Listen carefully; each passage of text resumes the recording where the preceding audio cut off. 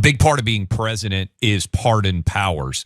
Do you think the January 6th defendants deserve to have their cases examined by a Republican president?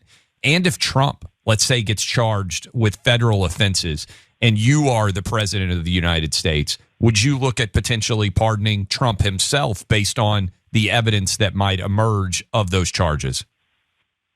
The DOJ and FBI have been weaponized. I will have folks that will get together and look at all these cases who people are victims of weaponization or political targeting, and we will be aggressive at issuing pardons.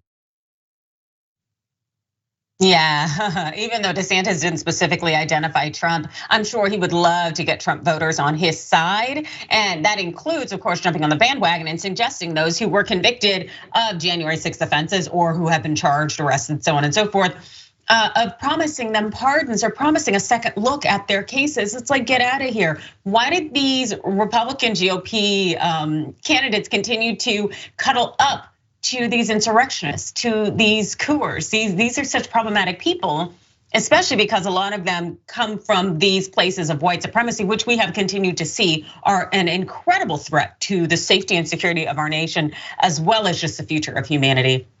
But of course, as we know, DeSantis will do whatever he needs to do to curry favor. That includes becoming Nazi adjacent, which we will continue to see. But we know that the polling numbers for him are not good in any form or fashion. I think we have a graphic here. Check this out. Yeah, DeSantis, it's not looking good for Mr. Pudding Pop.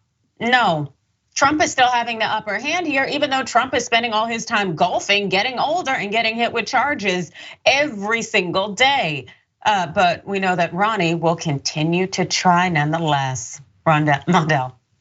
Yeah, listen, this is the guy who got his ass whooped by the mouse.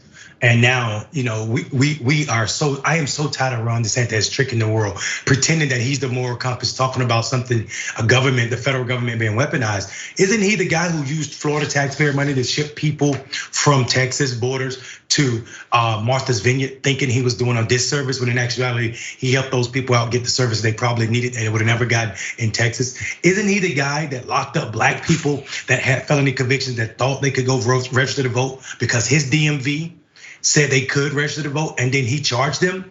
Yeah, this is the guy who wants to talk about something being weaponized. This is the guy who's trying to ban books. This is the guy who said we can't teach black history, but we can teach AAPI history. Yeah, we can talk about weaponizing government, but it only seems it matters when white people are affected.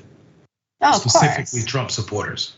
Yeah, and it's funny because you would think that'd be enough to get Trump supporters on their bandwagon, but they don't realize Trump supporters are Trump supporters for a reason.